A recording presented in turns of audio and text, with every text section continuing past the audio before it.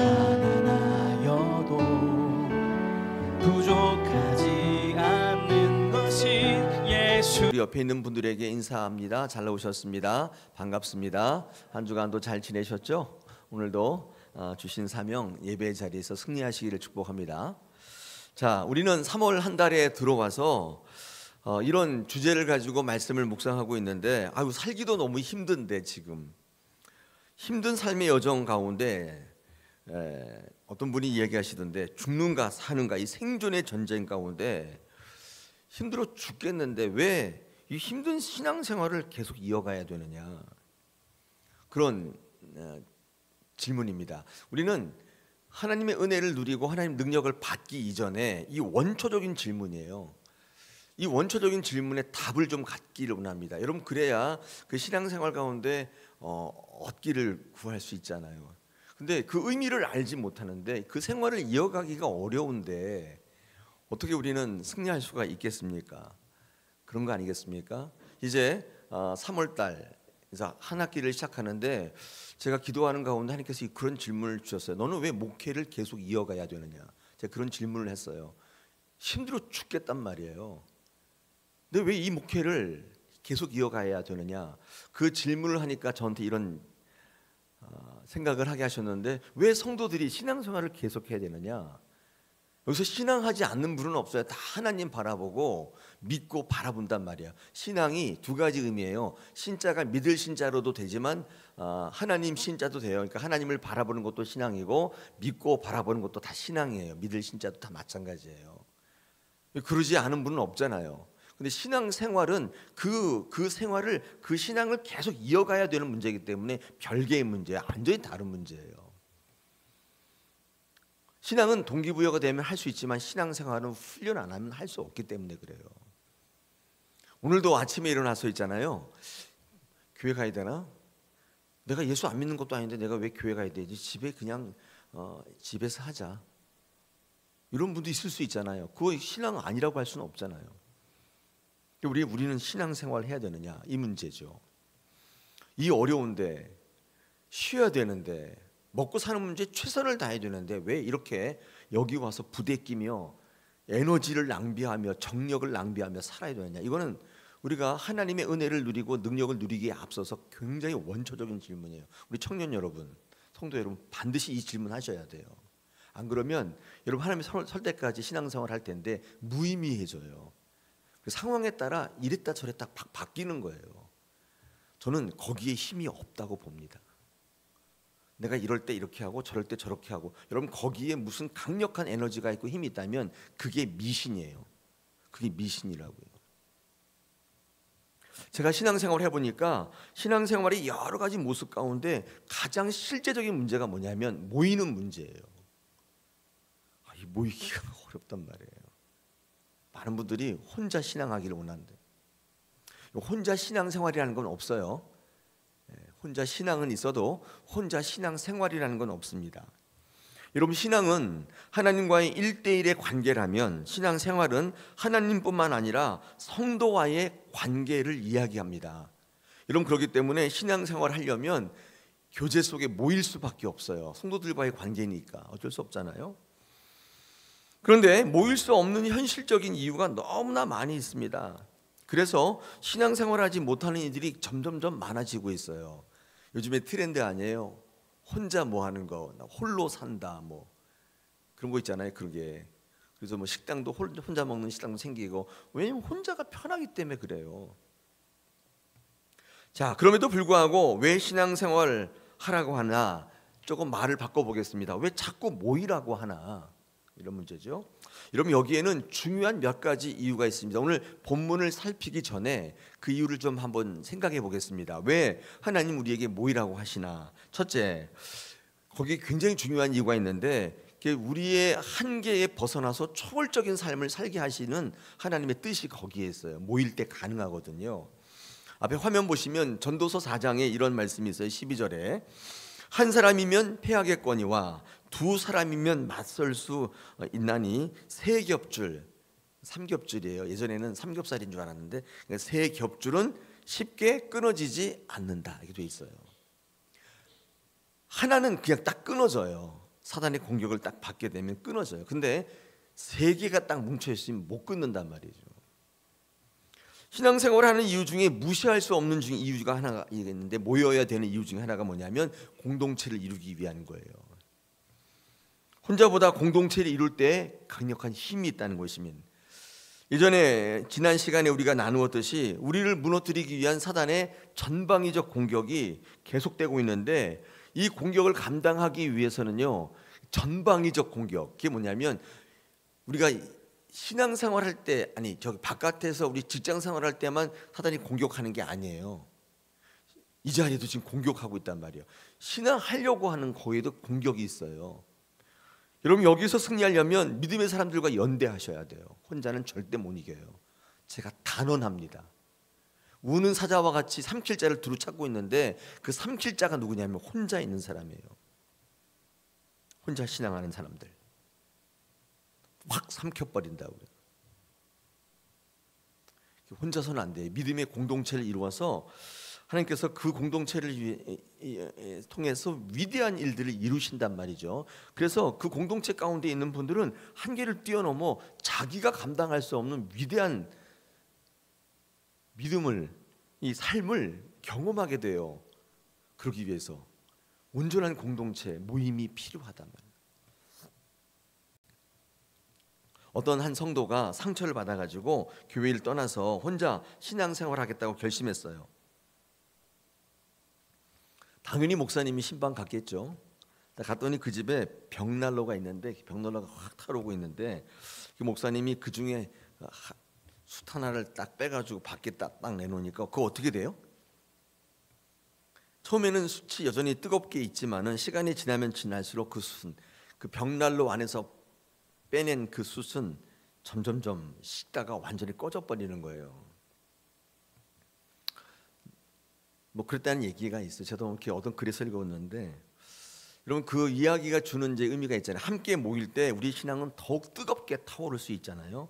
그래서 추운 날 내 스스로를 또는 내 주변의 사람들을 따뜻하게 훈훈하게 만들 수 있어요. 그런데 혼자 빼내어지면 쉽게 식어버리게 되어서 진짜 추운 인생 돼요. 썰렁한 인생 된다고.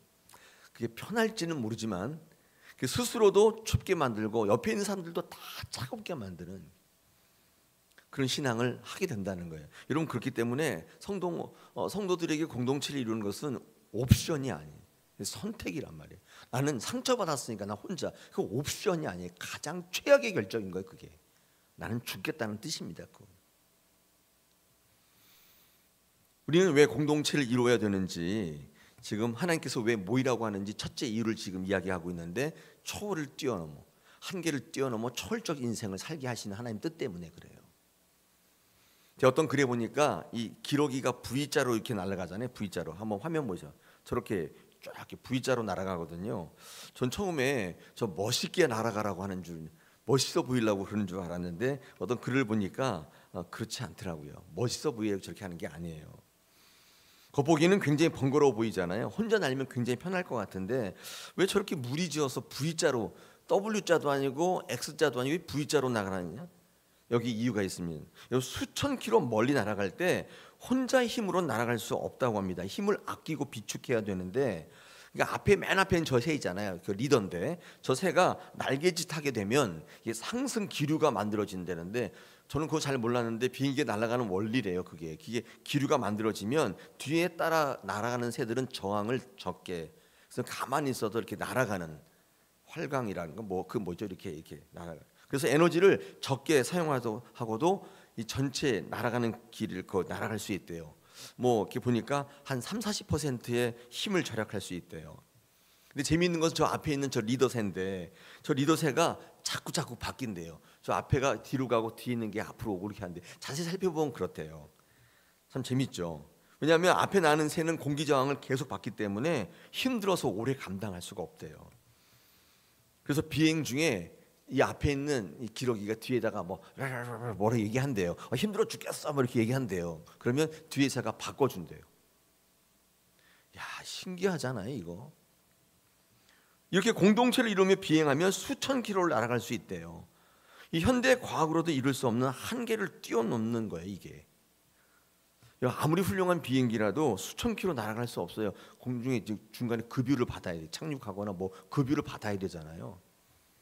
여러분 한번 생각해 보세요. 이 기러기의 이런 비행의 원리, 기술 어디서 배웠을까요?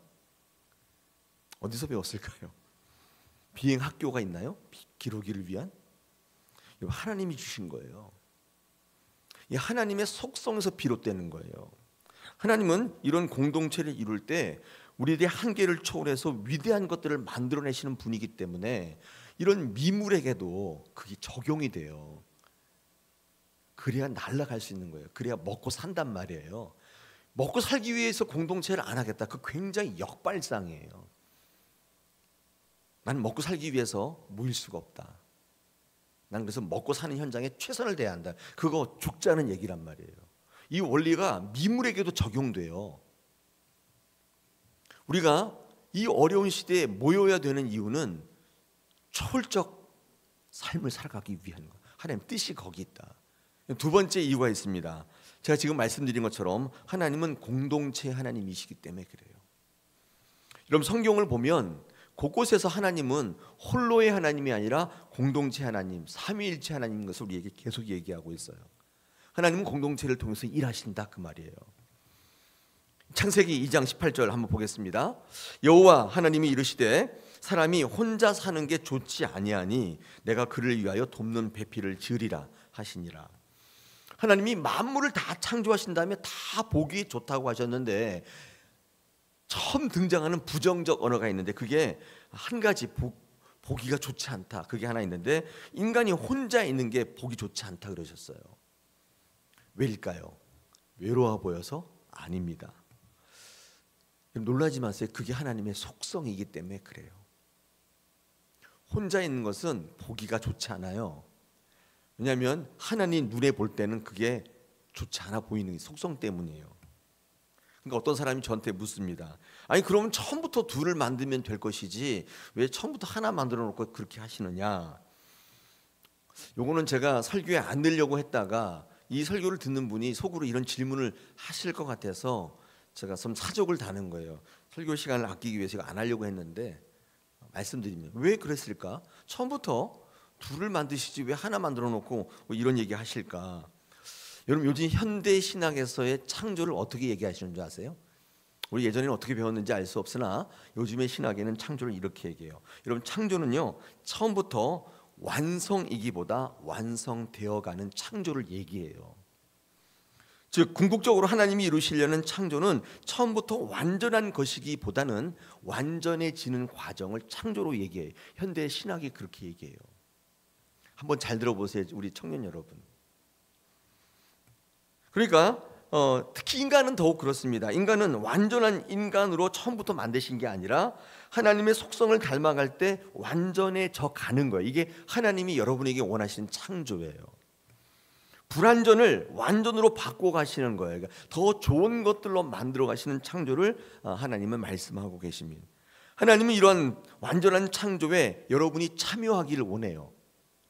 하나님은 인간의 순종과 실천을 요구해요. 그래서 하나님 창조에 여러분이 참여하기를 원한다. 그러므로 종말에 이루어질 새하늘과 새 땅은 어떤 것이냐면 예전 아담과 하와가 살았던 에덴 동산을 그대로 복원하는 게 아니라 컨트롤 C에서 컨트롤 V 붙여놓는 게 아니라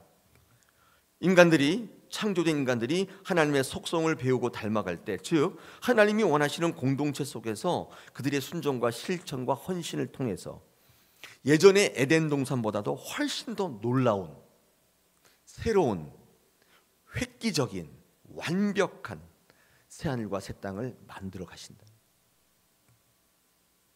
처음에 인간의 창조가 한 사람 아담이어서 불완전한처럼 보여요. 많은 엔티 크리스찬들이 하나님의 창조가 불완전하다는데 그건 잘못 이해하시는 거예요. 하나님을 모르시기 때문에 그러는 거예요. 하나님은 지금도 여러분이 그 하나님의 완전한 창조에 참여하기를 요청하신다. 어떻게 해요? 순종과 아멘과 하나님의 속성을 닮아가려는 몸부림침, 알아감과 이런 과정을 통해서 여러분 창조에 참여하기를 원하세요. 할렐루야. 여러분 지금 완전한 인간이 아니에요. 그죠? 계속 하나님을 배워가면서 완전해져 가는 과정이죠. 하나님 나라에 서는 날까지.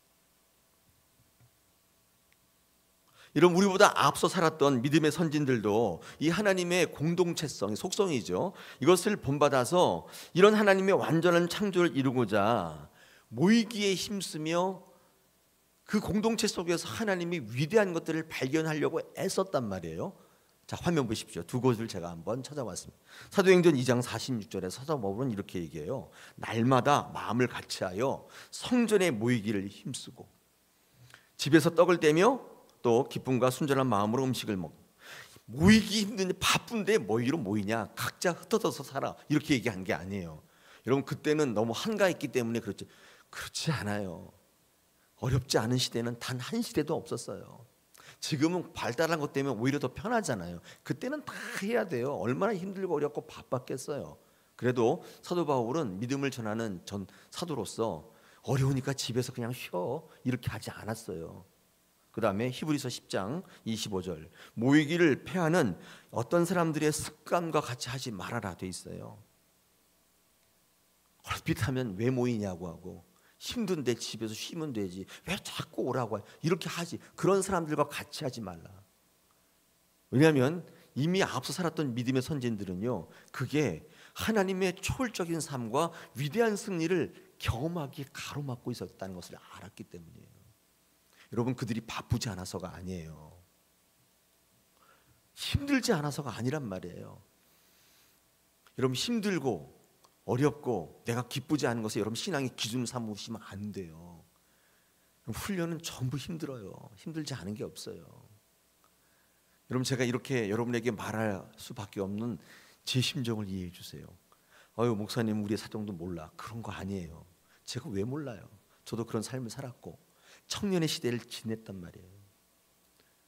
제가 목회하면서 지내보니까 그때 내 논리를 가지고 내가 어려우니까, 내가 힘드니까, 내가 아프니까 이걸 가지고 모이지 않았던 많은 사람들은 하나님과 멀어져 있어요.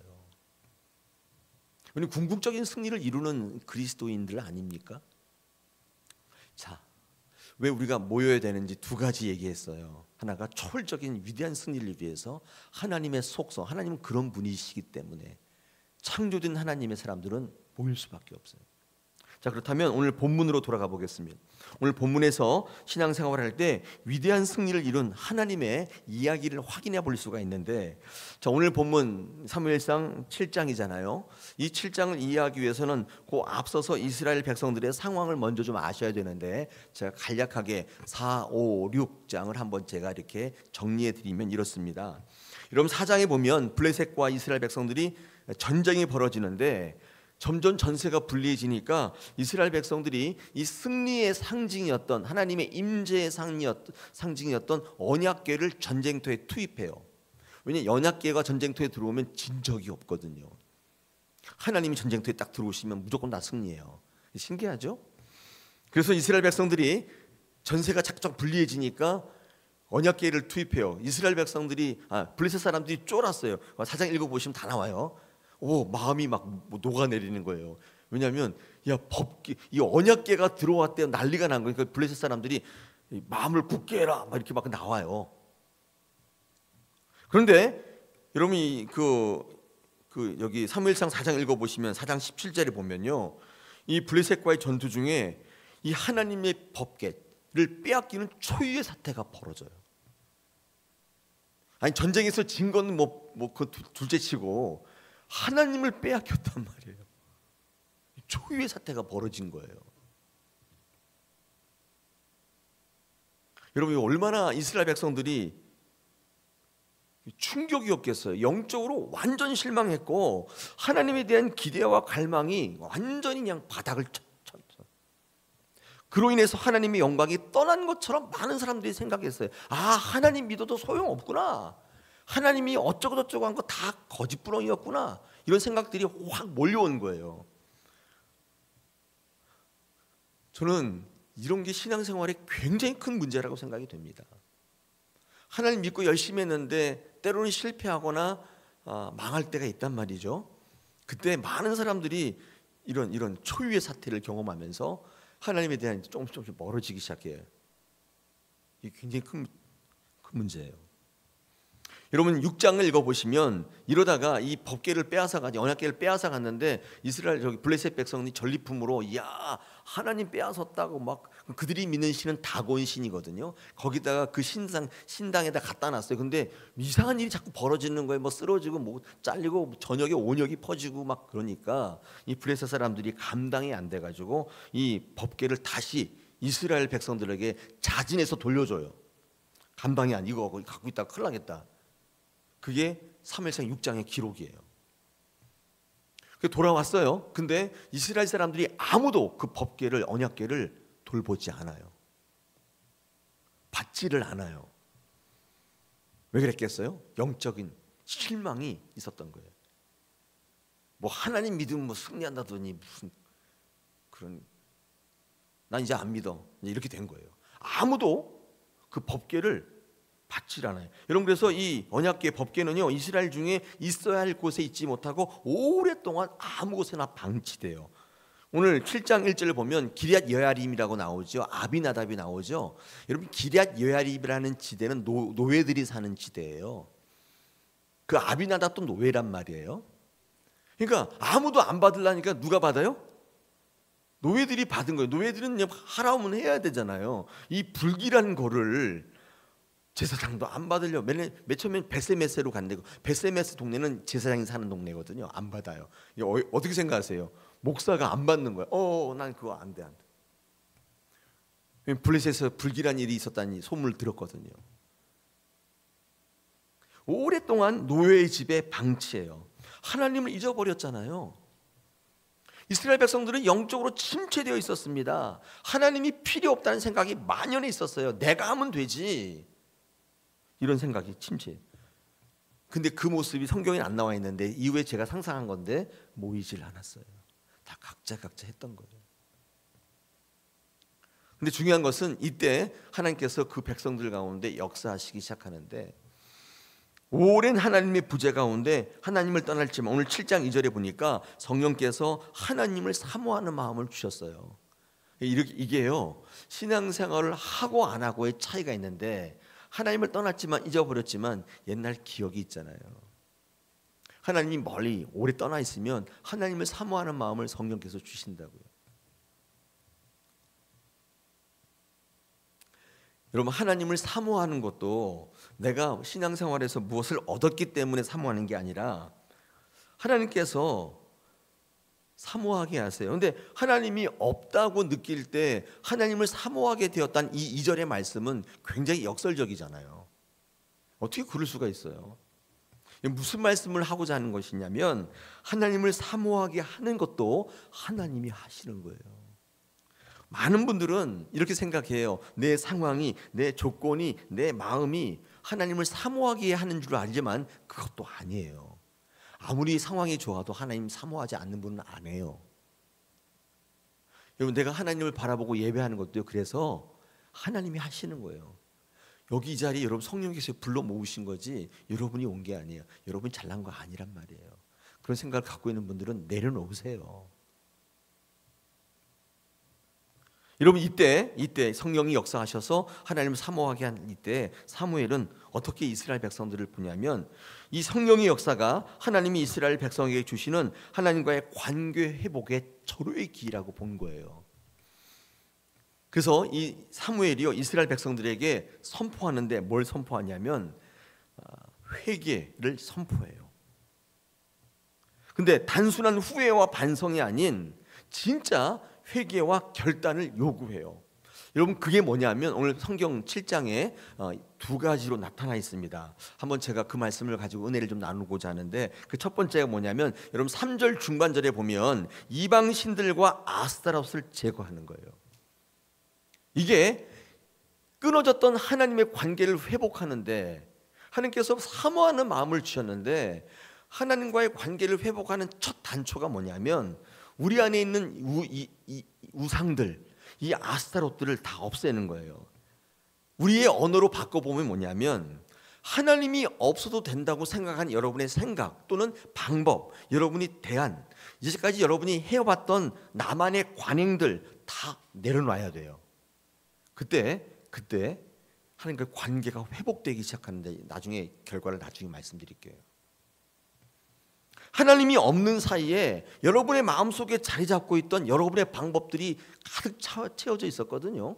그거 다 없애야 돼요. 사무엘은 첫 번째로 이것을 내려놓는 것이 진정한 회개라고 보았고, 이게 하나님과의 관계를 잇는 첫 번째 비결이에요. 이걸 선포했어요. 이때가 기회다. 성령이 역사하고 있으니까. 여러분, 회개는요 단순한 감정의 결단이 아닙니다. 회개는 하나님의 말씀으로 돌아가는 것이고, 하나님의 방법에 순종하며 동의하는 것을 다시 한번 말씀하고 있어요. 이게 회개거든요. 저는 설교할 때마다 우리 신앙을 경계할 때 말과 마음만의 신앙을 경계합니다. 말로만 나 예수 믿는다, 말로만 찬양하고 이런 거 있잖아요. 경계해요. 또 어떤 분은 마음으로 믿는데요, 이것도 경계합니다. 온전한 신앙이 아니에요. 여러분, 진짜 신앙은 우리의 결단을, 실천을 요구한단 말이에요. 요구해요. 그거 하셔야 돼요. 해내야 되는 거예요. 이런 단순한 감정적 후회가 아니라 진정한 돌이킴이, 실천이 우리에게 필요하다고 보았는데, 이 사무엘이 보았단 말이에요. 왜냐하면 그게 진짜 회개이기 때문에 그렇습니다. 그러므로 우리에게도 이런 결단이 필요합니다. 하는 관계를 회복하고 정말 진짜 이 은혜를 누리고 승리하려면요, 이런 결단이 필요해요. 실제적인 삶의 변화가 있어야 돼요. 우리 안에 있는 우상들 제거해야 돼요. 그럴 때 하나님께서 진정한 승리 주세요. 우리 청년 여러분, 여러분이 기대했던 것을 훨씬 뛰어넘어요. 뜨악해요. 이런 건지 몰랐는. 여러분이 애쓰고 힘쓰고 그것보다는 비교가 되지 않는 거예요. 여러분, 그래서 2000년 동안 이 기독교 신앙 그 수많은 핍박에도 그 놓지 않았던 많은 사람들이 있었어요. 죽음도 불사했단 말이에요. 여러분의 감정이 최고가 아니에요. 여러분의 상황이 최고의 변명이 아니란 말이에요. 그거 뛰어넘어야 돼요. 우리 그래서 신앙생활 하는 거예요. 사무엘이 이스라엘 백성들에게 회개를 선포했는데, 하나님과 관계를 회복시키기 위해서 결단을 요구했는데, 그 첫 번째가 이방신과 아스타롯을 제거하라는 거예요. 두 번째 있습니다. 두 번째는 이제 주제가 나왔는데 모이는 것입니다. 모여서 기도하고 제사하는 거예요. 이런 이스라엘 백성이 20년 동안 하나님을 사모했지만 변화받지 못하고 있을 때, 여러분, 사무엘은 전심으로 여호와께 돌아오기를 촉구해요. 3절. 그런데 회개하기를 촉구해요. 여러분, 근데 이 결단의 증거로서 우리가 하나님 앞에 보여드릴 게 있는데, 그게 뭐냐면 미스바에 모이는 거예요. 아까 제가 얘기했죠. 하나님에 대한 실망과 기대가 사라져서 모이지 않았어요. 그냥 다 각자 도생했단 말이에요. 근데 사무엘상 7장에서 사무엘은요 뭐라고 얘기했냐면, 너희가 정말 회개했다면, 너희가 정말 하나님 앞에 관계를 개선하기를 원한다면, 너희들의 참된 회개와 영적 변화가 실제로 증명되어야 되는데, 여러분의 삶에서 실천되어야 되는데, 그게 뭐냐? 미스바의 모임이에요. 즉 공동체 가운데 다시 모여서 기도하고 제사하자는 거예요. 여러분, 왜 그들의 모임이 진정한 회개이며 결단이냐? 이유가 뭔지 아세요? 왜냐하면 여러분, 성경 읽어보시면 아시지만, 우리 특별히 7절 같은 데 읽어보면 모였다 하는 말을 딱 블레셋에 들었어요. 그때 어떻게 해요? 이스라엘이 치러 올라왔다고 되어 있는데 호시탐탐 길을 엿보고 있었다는 거예요. 근데 이렇게 흩어져 있으니까 얘네들을 그냥 박멸하기가 어렵잖아요. 근데 한 곳에 딱 모여 있으면 절호의 찬스인 거예요. 그러니까 이 어려운 시기에, 전쟁이 지금 위태로운 시기에 한 곳에 다 모이는 것은 죽지 않은 거예요. 전략적으로도 좋은 방법이 아니에요. 죽을 수 있고 어쩌면 이건 자살 행위란 말이에요. 어리석은 짓잖아요. 이걸 요구했단 말이에요. 여러분, 그래서 이거 굉장히 어려운 거예요. 어떤 분이 교회에서 모이라고 하니까 내 생존의 문제가 달렸는데 죽는가 사는가 문제인데 내가 교회를 어떻게 합니까? 이해합니다. 그럴 수 있어요. 그럴 시간이 없는 거예요. 내가 각자 도생해야 되니까. 지금 그 문제를 성경에서 짚고 있어요. 그러니까 성경은 그 사정을 알고 계신 거예요. 지금 성경은 여러분의 상황도 모르고 매일 모이라고 하고 그런 게 아니란 말이에요. 알고 있어요. 여러분, 이들의 모임이 왜 진정한 회개이며 결단이냐? 이유가 있습니다. 자, 이 모든 불리한 사건들, 조건들, 어쩌면 죽을 수도 있는데 그 염려와 걱정을 다 내려놓았기 때문에 이게 삶에서 증거로 나타나는 거예요. 이거 보이셔야 돼. 증명해 보이셔야 돼요. 저는 그러면 기도 예배는 혼자 할 수 없는 것인가? 여러분, 집에서 혼자 할 수 있습니다. 혼자서의 기도와 예배는 하나님이 받지 않으시냐? 받으세요. 그렇지 않습니다. 받으세요. 그러나 꼭 기억하셔야 돼요. 이건 하나만 알고 둘은 모르시는데 공동체 예배와 기도는 더 강력해요. 하나님이 역사하세요. 아까 했죠? 하나님은 공동체 하나님이시라. 우리의 기도가 예배가 더 강력한 것은 다른 이유가 아니라 여러분 모였기 때문이에요. 근데 왜 모였냐? 그게 강력하냐? 다 내려놨어요. 알고 있는. 죽을 수도 있다니까요. 그러므로 위험을 무릅쓰고 미스바에 모였던 이 모임의 사건은 전심으로 하나님께 돌아가는 것. 우리 사무엘상 7장 2절로 4절에서 말씀했던 것이 실제로 이루어지는 계기가 되었고 하나님 앞에 증거가 되었어요. 하나님께서 이때부터 이들을 바꾸세요. 여러분, 오늘 승리가 나와 있습니다. 그렇죠? 어디에 나와 있냐면요, 우리 10절에 나와 있습니다. 어떻게 이스라엘 백성들을 구하시느냐, 브레셋을 초토화시키느냐, 뭐라고 되어 있어요? 우리 10절 중반절에 보니까 어떻게 이기게 하셨어요? 우리 10절을 그럼 다 같이 읽을까요? 준비 시작. 사무엘이 번제를 드릴 때에 블레셋 사람이 이스라엘과 싸우려고 가까이 오매 그날에 여호와께서 블레셋 사람에게 큰 우레를 발하여 그들을 어지럽게 하시니 그들이 이스라엘 앞에 패한지라. 이게 무슨 말이냐면 손 하나 까딱 안 했어요.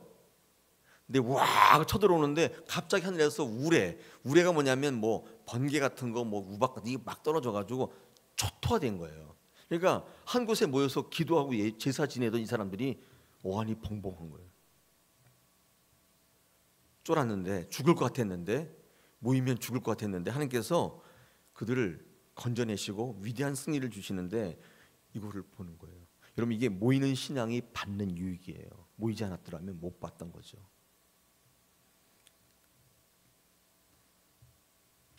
할렐루야. 여기까지 하겠습니다. 한 가지만 더 사주면 모이지 못하는데 수많은 이유가 있어요. 그런데 이스라엘 백성처럼 사무엘의 영적 요구에 아멘 순종하면 여러분 생각지 못했던, 상상치 못했던 승리로 채우신다는 이 시간 꼭 기억하십시오. 그런 귀한 신앙하시기를 축복합니다. 우리 시간에 같이 한번 찬양으로 고백을 한번 주를 보내